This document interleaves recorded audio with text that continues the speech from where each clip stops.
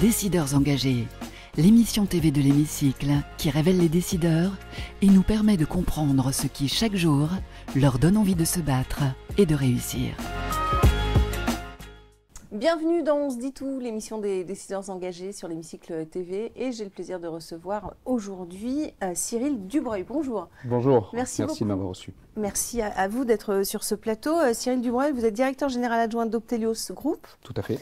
Qui est un cabinet indépendant spécialisé dans le conseil en stratégie patrimoniale et financière pour les entreprises et pour les familles également. Tout à fait, pour les particuliers également. Bien sûr, on va en parler plus en détail. Ça a été, pour vous, le fait d'être à la tête d'Optelios Group aujourd'hui, c'est un vrai choix en tout cas dans vos études qui vous a mené aujourd'hui à faire du conseil, en tout cas patrimonial. Tout à fait, tout à fait. Alors, après, on a un parcours qui n'est pas forcément, quand on commence, on se dit, tiens, je vais être directeur général ou même monter un groupe comme celui-ci. Mais le parcours de vie et surtout les situations qui ont été faites par rapport à des analyses de marché, à des analyses de situations économiques ou même de la clientèle qui pouvait se constituer, nous ont poussé avec mon associé, puisqu'on est deux associés sur ce groupe-là, à avoir une orientation et une stratégie qui a tourné vers purement du conseil et pouvoir s'inscrire sur la durée avec nos clients. Alors c'est passionnant parce que c'est un milieu qui évolue en permanence. En tout cas, oui. Conseiller sur la fiscalité, sur les investissements, comment placer au mieux son patrimoine, c'est ce qui vous passionne et pourquoi ça vous passionne ? C'est l'idée de construction. J'ai toujours aimé, même dans la façon de développer notre groupe, c'est vraiment la construction qui m'a toujours animé. C'est de permettre de dire, on a mis une pierre, et ben on va continuer à construire sans avoir une limite ou un plafond, pouvoir détruire ce fameux plafond de verre parce qu'on veut se donner nos limites. Et c'est la même chose un peu pour nos clients. Aujourd'hui, il y a des stratégies, il y a de l'existant économique, il y a des existants financiers ou même patrimonial, des stratégies qui peuvent être tout à fait simples à mettre en place. Et aujourd'hui, c'est vrai qu'on a une culture, j'ai fait beaucoup de ma carrière à l'étranger, mais la culture financière française, on va dire, c'est pas qu'on est en retard et je critique pas du tout ça, mais elle est ce qu'elle est avec une mentalité beaucoup plus dans la sécurité, mais parce que c'est plus par méconnaissance que réellement par une réelle envie de pouvoir investir.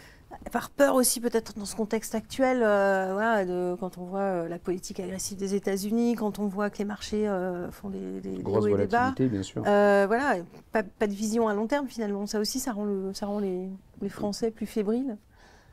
Encore une fois, c'est certainement dû à de la méconnaissance, parce que quand vous avez des crises, je vais vous faire un petit parallèle, j'ai commencé en 2010, en pleine crise, et la première chose qu'on m'a appris, c'est dans une crise, il n'y a que des opportunités. Donc, je ne vais pas la jouer en mode agressif, on est dans un fonds, etc. Les clients qui vont avoir une gestion en bon père de famille peut facilement, au-delà, ne pas s'adosser à de la volatilité des marchés, et puis avoir des stratégies patrimoniales qui peuvent apporter une régularité.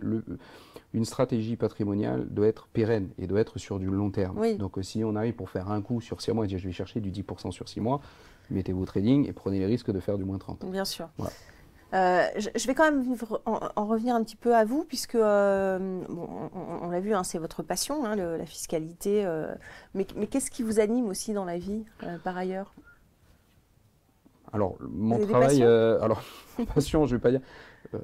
Il doit vous prendre beaucoup de temps aussi, votre travail, j'imagine. Oui, alors j'aime bien cette phrase qui dit que quand on travaille, quand on aime son travail, on n'a jamais trop l'impression de travailler. C'est vrai. Je me touche du bois pour me dire que c'est ce qui va pouvoir continuer encore pour ma part, parce que c'est vraiment le sentiment que j'ai.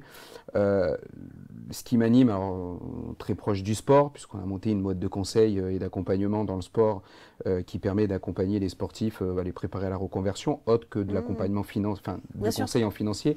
Non, ce qui nous anime, c'est que on a un métier qui nous permet de parler le matin avec un artisan, comme l'après-midi avec peut-être une personne médiatique, et le soir avec un patron du CAC 40. Voilà, c'est vraiment la diversité des profils. C'est ça qui est le plus enrichissant. La France reste un des pays d'Europe, en tout cas, où la fiscalité est extrêmement élevée. C'est 43 à 46% du PIB. Ça, c'est une opportunité aussi pour vous, parce que vous faites aussi de l'optimisation fiscale. Et j'imagine qu'en ce moment, ça doit être quand même une demande assez forte. Forte, elle a toujours été. Et après, c'est les possibilités qui se sont réduites, notamment en abaissant ou en éliminant certaines niches fiscales. je fais pas sur de la politique ou de valeur morale. Non, on établit juste sur des faits. C'est en parfaite légalité. Hein. On sait très bien que l'optimisation fiscale, tout à fait, mais par exemple, la niche fiscale qui peut souvent être considérée comme un avantage pour les plus riches, ce qui n'était pas forcément le cas. Si vous parlez par exemple de l'immobilier, surtout dans le neuf, qui avait ces dernières années beaucoup aidé beaucoup de communes à se développer et à restructurer, à se redonner un nouveau paysage urbain. On peut prendre, en étant sur Paris, en Île-de-France, la ville de Toulouse s'est complètement reconstruite et rénovée sur ça. On peut prendre l'Île-de-France à côté de Saint-Denis qui, au lieu d'avoir ces grandes barres, ces grandes cités, ont été transformées par des résidences de standing, en étant sur le logement intermédiaire ou du social, mais ont permis d'avoir un paysage urbain un peu plus qualitatif, si je peux le mettre, et surtout de proposer des habitations plus intéressantes. Et ça faisait partie de la niche fiscale. C'était pas forcément que pour les riches. Il faut trouver de l'argent pour faire des efforts en matière budgétaire. Donc, tout à fait. Voilà, il y a le discours de remettre en cause ces niches fiscales. C'est compliqué. Qu'est-ce que vous pensez du fait d'optimiser quand on dit qu'aujourd'hui, les patrimoines les plus élevés devraient peut-être faire moins d'optimisation? Les ministres en ont parlé aussi. Mais c'est de la façade. Sincèrement, c'est complètement de la façade parce que l'optimisation fiscale, elle n'est pas faite que pour les plus riches. Si on va mettre les pieds dans le plat, les plus riches, ils peuvent avoir des optimisations fiscales parce que ce sont des entreprises qui certainement ont des entreprises à l'international. Là, on ne revient pas sur le modèle de l'optimisation fiscale français. Sur l'optimisation fiscale français, il n'est pas destiné aux plus riches, parce qu'il n'y en a pas spécialement, pour être honnête. Vous en avez 2-3, mais ce n'est pas celles qui vont compter le plus nombre. C'est plutôt sur de la catégorie socio-professionnelle moyenne qui peuvent permettre d'avoir le plan de pouvoir avoir de l'optimisation fiscale, mais qui est toujours une substitution. En fait, ce n'est pas un matin, on a un politique qui s'est levé, qui a dit tiens, comment je vais pouvoir aider mes petits contribuables français? Ça n'a jamais été le cas. C'est tout simplement de dire aujourd'hui, on se substitue à un besoin sociétal et qui permet d'apporter en contrepartie une optimisation fiscale. Mais je reprends le logement, qui est un des plus gros, qui a été un des plus gros facteurs de l'optimisation fiscale. Le logement aujourd'hui, c'est ce qui a généré le plus en économie, qui a généré le plus de richesse ou qui a généré vraiment, non seulement sur le besoin sociétal, comme je disais, mais surtout sur de l'économie qui représente une énorme part de notre PIB. Alors, on va parler de l'optimisation fiscale pour les entreprises également, parce que voilà, si certaines n'en font pas, c'est aussi un risque pour elles de disparaître. C'est un moyen légal, on le rappelle. Aujourd'hui, alors que le gouvernement parle de taxer davantage, comment est-ce que vous conseillez justement vos clients professionnels? On les conseille. Il y a toujours cette peur. Le problème de l'entreprise, c'est qu'il y a la peur quand on... La peur, c'est qu'on supprime justement ces avantages fiscaux. Normalement, je veux dire, on n'a jamais... Économiquement, si vous prenez de l'économie, la première chose qu'on va vous enseigner dans l'économie, c'est de ne pas toucher ce qui vous génère de l'argent. C'est complètement idiot. Aujourd'hui, ce qui crée de la richesse, ce sont les entreprises. Ce sont les entrepreneurs, ce sont les salariés, ce sont tous les composants et les composants qui sont intégrés dans une entreprise. Si demain vous commencez à dire on va plus taxer les entreprises, etc., qu'est-ce qui va se passer? Vous allez avoir, par exemple, quand on a parlé à un moment donné des cotisations ou d'augmenter le SMIC, etc. Bien sûr que ce sont des choses qui doivent être mises en place parce que c'est ce qui permet de faire vivre les gens. Mais est-ce qu'en compensation, il y a un allègement qui peut être envisagé aussi? Parce que si demain, vous mettez plus de pression financière sur l'entreprise, elle va pouvoir moins embaucher. Si elle embauche, elle produira moins. Donc vous générez moins de chiffre d'affaires. Moins investir. Moins investir dans la recherche et développement, vous tuez ce qui vous génère de l'argent. Au lieu d'essayer de lui faire produire plus d'argent, aujourd'hui, on va se dire, allons prendre l'argent directement à la source. Non. Élevons plutôt, essayons de faire cracher plus d'argent par ceux qui en créent. Générons plus d'argent, mais pas... c'est la base de l'investissement, c'est investir pour plus gagner. C'est ce que vous défendez. Oui, puisqu'il y a aussi les déductions, etc., pour investir dans l'industrie verte, etc. Donc tout ça, on peut le déduire fiscalement, mais ça permet aussi d'avancer sur des questions d'environnement, sur des questions sociétales également. Si c'était le cas, aujourd'hui, on n'aurait pas des réunions comme celle, des congrès ou comme ce qu'on a à Nice, où beaucoup de mouvements sont faits sur le on est encore une fois, on est sur beaucoup de façades. Alors c'est bien, déjà ça mérite d'exister. Oui, on a des... On ne va pas le critiquer. Maintenant, est-ce que réellement, moi je vous le dis en tant que chef d'entreprise, j'ai pas une énorme sensibilisation à ma pollution ou à ce que je dégage au sein de ma production. C'est très médiatisé, vous avez des acteurs qui sont présents. Maintenant, de dire qu'il y a un impact sur la communauté générale de l'entreprise ou même des gens, du français commun, je pense qu'on en est encore très très loin comparé à certains pays, que vous alliez en Suisse, que vous alliez dans les pays nordiques. Pour quelles raisons selon vous? Par manque de volonté politique? Alors oui, il y a ça, il y a la culture, enfin après c'est culturel aussi. Aujourd'hui, vous allez en France, on a l'état de nos villes ou de nos rues ne sont pas les mêmes que vous pourrez avoir rien qu'en Amérique latine. Dernière question, quand même sur la transmission du patrimoine, très important que ce soit le patrimoine des particuliers, mais le patrimoine des entreprises également, hein, puisque beaucoup de chefs d'entreprise sont vieillissants.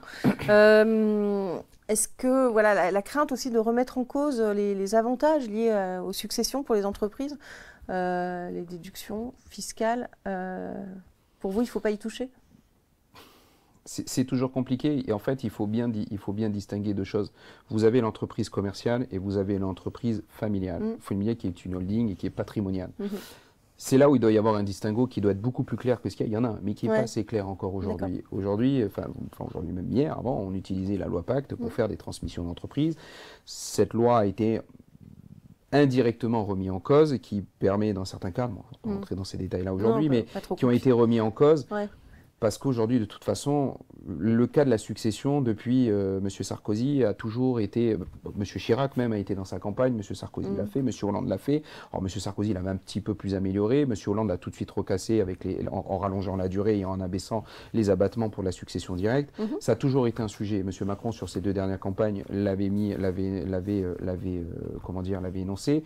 Malheureusement, n'a pas pu le toucher. On en parle pour les prochaines. Ça a toujours été un sujet de campagne, mais qui est très difficile à juger, parce qu'à chaque fois, qui transmet, ce sont ceux qui peuvent avoir du patrimoine, et donc on touche encore, on va dire, disons que c'est toujours aux plus riches. Voilà. Donc c'est toujours plus compliqué. Oui, bon après pas forcément, hein. Il y a aussi pour les particuliers qui transmettent, mais qui transmettent des biens immobiliers par exemple. Hein.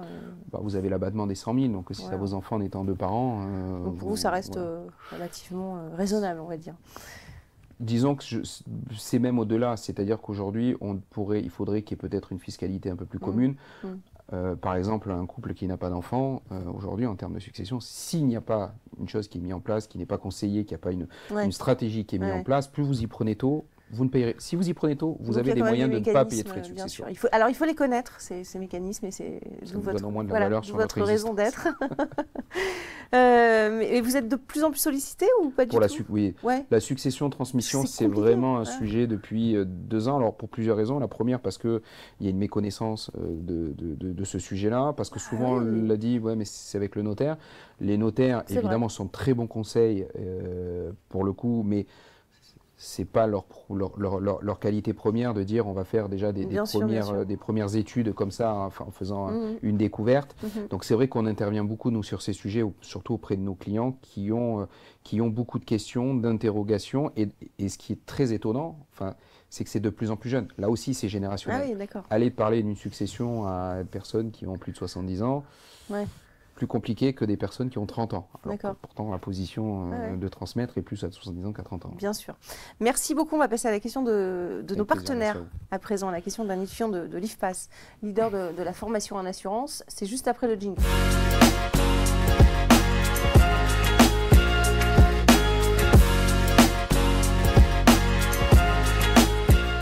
La question de l'IFPAS, c'est celle-ci, celle que vous avez choisie parmi... plusieurs questions. Quel est le dispositif d'égalité des chances que vous avez mis en place et dont vous êtes le plus fier? Alors, le plus fier, je n'irai pas jusque-là. C'est un peu le modèle que nous avons pu intégrer au sein d'Optelios Group, qui est la méritocratie. C'est-à-dire que même dès le départ, quand on a un collaborateur qui commence chez nous, tout de suite, on lui explique que l'évolution du cabinet... On a posé un modèle du cabinet le modèle, c'est de se développer au travers de nos collaborateurs. Donc l'idée, ça a été de lui dire, écoute, les étapes pour se développer ou pour évoluer au sein du cabinet, elles sont énoncées dès le départ. C'est comme s'il y avait des règles du jeu, tu as juste à les suivre, et de toi-même, tu auras cette évolution-là. Pourquoi on a voulu faire ça? C'est tout simplement pour éviter justement tous les problèmes qu'il peut y avoir de discrimination, qu'il peut y avoir sur l'origine sociale ou sur toutes ces choses-là. c'est vraiment tout le monde sur le pied d'égalité. Ils connaissent tous les règles de performance, évidemment, sur de la performance. Bien sûr, sur une entreprise, sur la performance. sûr. Et de sa propre volonté de pouvoir, demain, s'il a des envies, que ce soit entrepreneurial ou même des envies plutôt de monter en compétences via de l'ingénierie, ils connaissent bien les règles. Et ça, pour nous, c'était important que tout le monde puisse commencer à un même pied d'égalité. Au même niveau. Effectivement, la question de Toscaloup à présent, l'accélérateur de stratégie sociale, dans quelques petites secondes.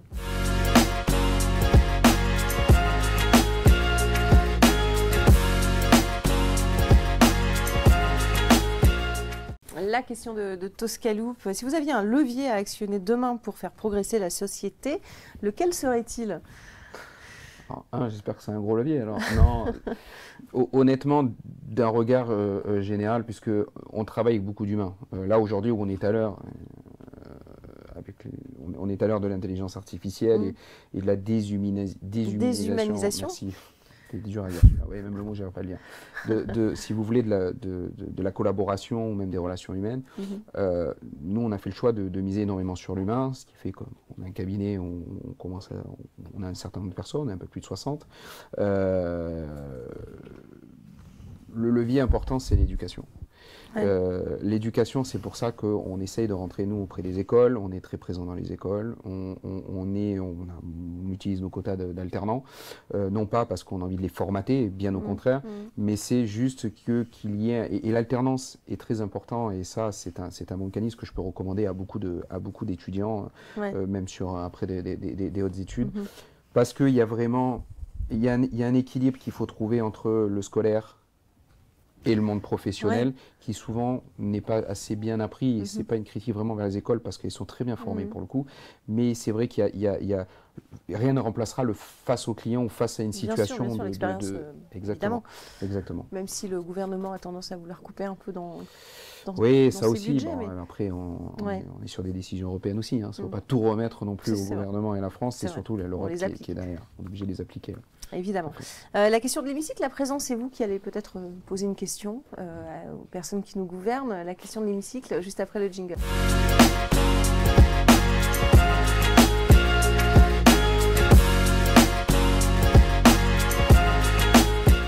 La question de l'hémicycle, Cyril Dubreuil, qu'est-ce que vous avez envie de leur dire aux personnes qui nous gouvernent aujourd'hui ? Ça va être assez court, c'est une question un peu message, mais un sujet qui est brûlant et qui va concerner, je pense, les entreprises. Si je pouvais poser cette question, c'est quand est-ce que le système des retraites, qui est un gros problème aujourd'hui en France, va-t-il passer réellement par capitalisation, ce qui voudrait dire qu'en gros, ça serait aussi passé par les entreprises. Quels moyens, et ce qui va être plus important, et c'est ce que nous, les entreprises, on se pose comme question, c'est par quels moyens nous allons pouvoir aujourd'hui assurer les retraites par capitalisation et est-ce qu'on va pouvoir bénéficier d'aides structurelles et financières pour déjà qu'on fait les impôts, si on fait en plus la retraite, si on peut avoir un peu plus d'aide, c'est bien. Oui, c'est une bonne question, mais on n'en est pas là encore à la capitalisation. Même s'il y a certains qui parlent déjà d'une part de capitalisation, en tout cas dans ce système de répartition. Ouais, on y va selon vous ? C'est le meilleur moyen. C'est le meilleur moyen aujourd'hui. La capitalisation est une assurance déjà de pas cracher nos retraites. Effectivement, il va falloir le confier. On va utiliser la planche à billets, on utilisera peut-être un peu la capitalisation. Les entreprises peuvent le faire puisqu'on le fait déjà. On l'a bien vu avec l'épargne salariale et le partage des valeurs. Bien sûr. Mais aujourd'hui... Oui, mais demain, vous faites un partage des valeurs, n'est pas forcément sur du plan d'épargne retraite. Donc aujourd'hui, est-ce que la capitalisation va être obligée de passer par du collectif ou peut être substituée par l'individuel de la propre volonté du salarié. Ça, c'est là où on a besoin. Est-ce qu'on peut être prévenu pas 3 mois, pas juste 3 mois avant que ça se lance. Comme c'est le cas en général. C'est plutôt bien. Voilà.